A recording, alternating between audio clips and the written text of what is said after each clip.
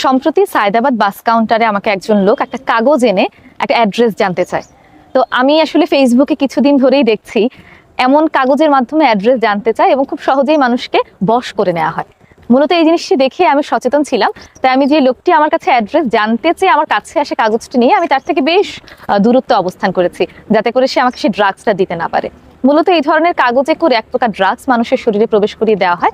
আপনি বুঝতেও পারবেন না সেই কাগজ থেকে হালকা করে টোকা দিয়ে কিভাবে ড্রাগসটা আপনাকে দিয়ে দিচ্ছে, এবং এই ড্রাগসের কারণে মানুষ হ্যালুসিনেটেড হয়ে যায়। মূলত এই কাগজে করে যে ড্রাগস দেওয়া হয় সেটাকে এখন বাংলাদেশে আমরা সবাই জানি যে শয়তানের নিঃশ্বাস নামে অভিহিত করা হয় আর কি। তো এটা এক প্রকার হ্যালুসিনেটিং ড্রাগ এবং এই ড্রাগের নাম হলো স্কোপালোমিন। তো ফেসবুকে আগে থেকে আমি এমন অনেক সচেতনতামূলক ভিডিও দেখেছি, যার কারণে বুঝতে পেরেছি যে আমার সাথে এমন কিছু হতে পারে।